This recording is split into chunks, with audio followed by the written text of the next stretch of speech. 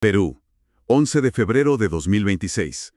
Hoy, desde el boletín oficial, vamos a desarmar la historia de una empresa a través de sus camiones embargados. Vamos a ser testigos de cómo un pedazo de tierra en la selva busca un dueño formal después de, décadas. Descubriremos por qué el segundo nombre de una abuela puede ser la clave de una herencia. Y finalmente, veremos el mapa de la futura riqueza del país, dibujado por quienes buscan litio y oro bajo nuestros pies. Empecemos por el final, o mejor dicho, por la autopsia de una empresa llamada NSA Servicios SAC.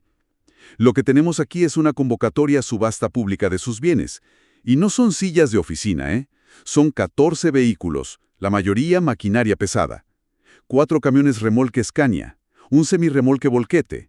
Esto no era un negocio pequeño. Esto era una empresa con arterias por las que circulaba la economía del país. Totalmente. Esos vehículos eran el corazón de sus operaciones. Cuando ves una lista así, te imaginas los proyectos, las carreteras, las minas donde trabajaban. Pero la palabra clave es en liquidación. Ahí está el tema. Significa que el corazón se detuvo. Y ahora los acreedores, digamos como buitres pacientes, vienen a reclamar su parte. La subasta es el desmembramiento ordenado del cadáver corporativo para pagar las deudas pendientes. Y aquí es donde se pone fascinante, porque la lista de acreedores es un verdadero mapa de los problemas de la empresa. No es solo un banco. ¿No? Por un lado está Indecopi, la agencia que defiende al consumidor y la competencia. O sea, quizás hubo una multa por ahí. Luego, la Sunafil, que es la Superintendencia de Trabajo. Problemas con los empleados, seguramente. Deudas con proveedores de camiones como Scania.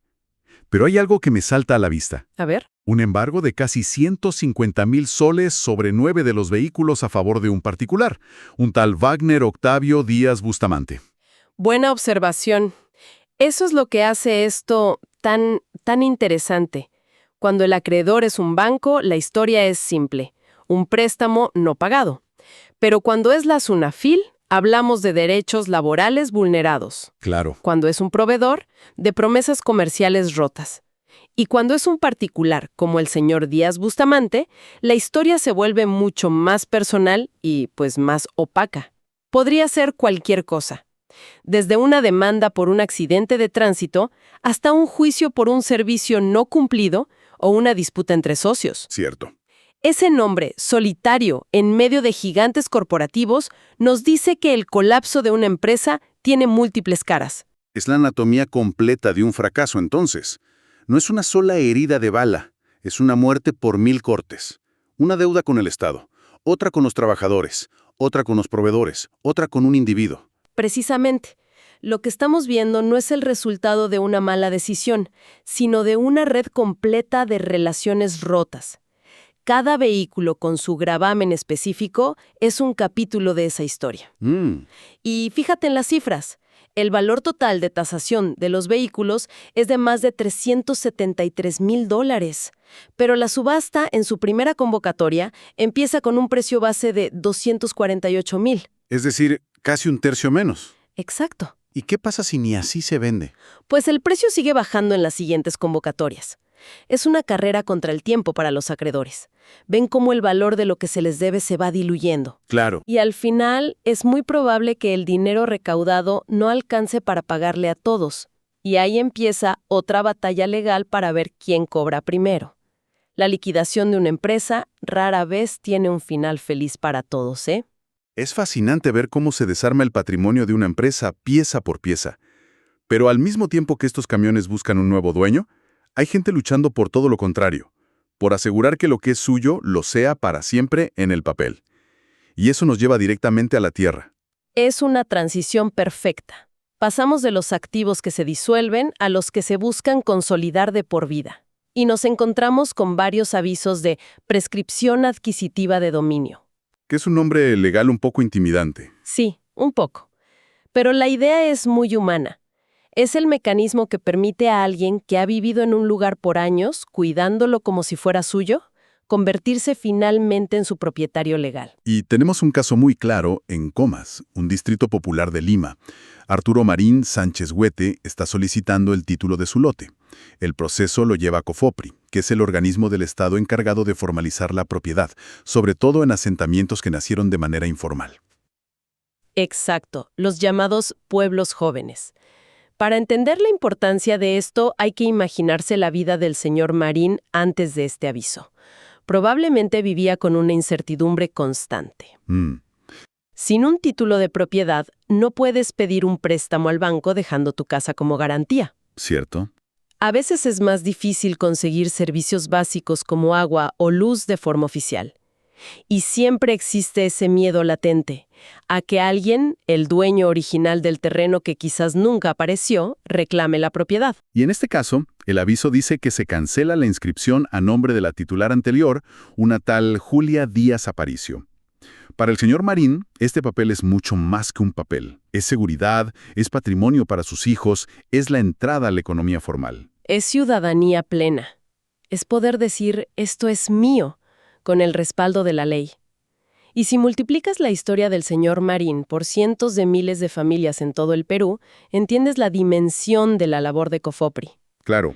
Es un proceso lento, burocrático, pero que cambia vidas de una manera fundamental. Ahora, si la historia de Arturo Marín es la de la hormiga construyendo su patrimonio en la ciudad, tenemos otra que parece de una escala completamente distinta. Nos vamos a la provincia de Oxapampa, en la selva central. Ajá. El aviso es de la municipalidad de Villarrica y se refiere a un terreno de más de 19,000 metros cuadrados. ¡Wow! De San Antonio de Baviera. Aquí el contexto lo es todo. Pasamos de un lote urbano de unos pocos metros cuadrados a una propiedad rural considerable. Totalmente. Y el nombre del titular nos abre una ventana a la historia de esa región. Cómo una asociación misionera de Baviera, en Alemania, termina siendo dueña de tierras en la selva peruana. Buena pregunta. Esto nos habla de procesos de colonización, de misiones religiosas, que a lo largo del siglo XX no solo evangelizaban, sino que también administraban enormes extensiones de tierra, fundaban escuelas, centros de salud. Entonces, este aviso no es solo un trámite administrativo, es el eco de una historia mucho más grande. El aviso da 20 días para que cualquiera que se crea con derecho a esa tierra presente una oposición. Me pregunto quiénes podrían ser. Comunidades indígenas locales, descendientes de colonos. Todas esas son posibilidades. A diferencia del lote en Comas, que probablemente estuvo desocupado antes de que llegara el señor Marín, esta tierra en Oxapampa casi con seguridad ha estado en uso. Quizás por familias de agricultores que tenían un acuerdo verbal con la misión franciscana hace décadas. Ahora que la municipalidad interviene para formalizarlo, todas esas relaciones informales tienen que salir a la luz y enfrentarse a la ley. Claro. Este aviso podría ser el inicio de una disputa legal muy compleja sobre quién tiene el mejor derecho sobre esa tierra. Es un choque entre la historia registrada y la historia vivida. De la identidad de un pedazo de tierra, pasamos a algo que creemos mucho más sólido, pero que a veces es igual de frágil. La identidad de una persona. Exacto. El boletín está lleno de edictos de RENIEC, del registro civil. Son personas pidiendo corregir datos en sus partidas de nacimiento o de defunción. Y es fácil verlos y pensar que son detalles menores, ¿no? Errores de tipeo. Pero el impacto que tienen es gigantesco. Sí. Vemos a Carla Victoria Mujica Payares, por ejemplo. Pide actualizar su número de DNI en la partida de nacimiento de su hijo. Parece un trámite simple, pero sin esa corrección podría tener problemas para demostrar su maternidad en un viaje al extranjero o en un trámite legal. Hay otro caso que me llamó la atención. Juan Fernando Paredes Portocarrero pide rectificar el acta de defunción de su madre, Inés Portocarrero Pita. El error es que omitieron su segundo nombre, Semírames. Su nombre completo era Inés Semírames. Uno podría pensar, ¿qué más da si ya falleció? Ah, pero es crucial. Imagina que Inés Semírames dejó un testamento o una propiedad a su nombre completo. O que sus herederos necesitan tramitar algo en el extranjero donde la coincidencia de nombres debe ser perfecta. Por supuesto. Si el acta de defunción dice Inés y el título de propiedad dice Inés Semírames, legalmente no son la misma persona. Wow. Un simple nombre omitido puede paralizar una herencia durante meses, incluso años. Cada una de estas correcciones es una persona luchando para que la historia oficial, la que está en los archivos del Estado, coincida con su realidad. Y esto conecta directamente con otro tipo de avisos que vemos, las sucesiones intestadas. Claro. Es lo que ocurre cuando alguien muere sin dejar testamento. Aquí hay uno de Doris Janet Vargas Chacón, solicitando que su hija menor, Kate Luzmila, sea declarada heredera de John Iván Florín de Saltuna, fallecido hace poco. Para que ese trámite funcione, la partida de nacimiento de Kate tiene que decir claramente que John era su padre. Exacto. Si hubiera un error en un apellido o en un número de DNI, todo el proceso se detiene. Has tocado un punto clave. Pensamos en la identidad como algo fijo. No. Pero estos avisos nos muestran que es un documento vivo, que se tiene que cuidar, defender y corregir. Me hace pensar en historias familiares, en cómo el apellido de un bisabuelo fue mal escrito cuando migró, y el dolor de cabeza que fue para las generaciones siguientes arreglarlo. Estas pequeñas historias del boletín son la vida de miles de personas, encapsulada en la burocracia. Son el recordatorio de que nuestra existencia legal depende de la precisión de un registrador hace décadas. Hemos visto los restos de una empresa, la consolidación de la tierra y la reparación de las identidades. Ahora vamos a mirar debajo de todo eso, literalmente, bajo la superficie. Ajá. El boletín está lleno de petitorios de concesión minera. Son empresas y personas pidiendo permiso al Estado para empezar a buscar minerales. Esto es como ver un mapa del tesoro en tiempo real. Un petitorio es el primer paso. No te da derecho a explotar nada todavía, ¿eh? Solo te da la exclusividad para explorar un área específica delimitada por coordenadas exactas. Es una declaración de intenciones. Claro, Y los nombres de las concesiones a veces son muy reveladores. totalmente. Vemos uno llamado John Litio 1 en Cusco y Puno. Obvio. Claramente, alguien está apostando por el mineral del futuro, el de las baterías. Luego hay otros más poéticos o extraños como el Espartaco II en Ayacucho. Y vemos nombres de gigantes mineros como la Compañía de Minas Buenaventura pidiendo concesiones en Lima. Cada solicitud que va de 100 a 1000 hectáreas es una apuesta económica de alto riesgo. Es un vistazo al futuro económico que algunos están planeando para el país. Están apostando a que en esa cuadrícula de coordenadas hay una beta que valdrá millones. Pero es una apuesta que no ocurre en el vacío. Y aquí es donde la burocracia se encuentra de frente con la realidad social. Hay un aviso en particular, Roma Brillos II, en Puno, que tiene un detalle que me parece clave.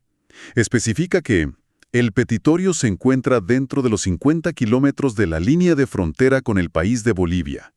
¿Por qué es importante mencionar eso? Esa frase es una bandera roja legal. Las zonas de frontera son consideradas estratégicas por seguridad nacional. La ley suele imponer requisitos adicionales a la inversión, especialmente si es extranjera, para operar en esas áreas. Es una cuestión de soberanía. Ah, claro. Pero hay otra anotación, aún más importante, que aparece en varios de estos avisos. La que menciona el decreto supremo sobre la consulta previa, ¿verdad? Exacto. El artículo 6 del Decreto Supremo 001-2012-MC.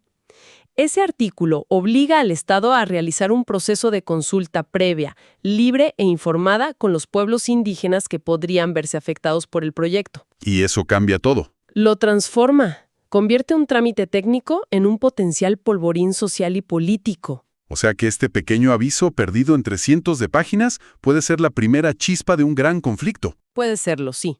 Una consulta previa no es un simple trámite. Es un diálogo complejo que puede durar años.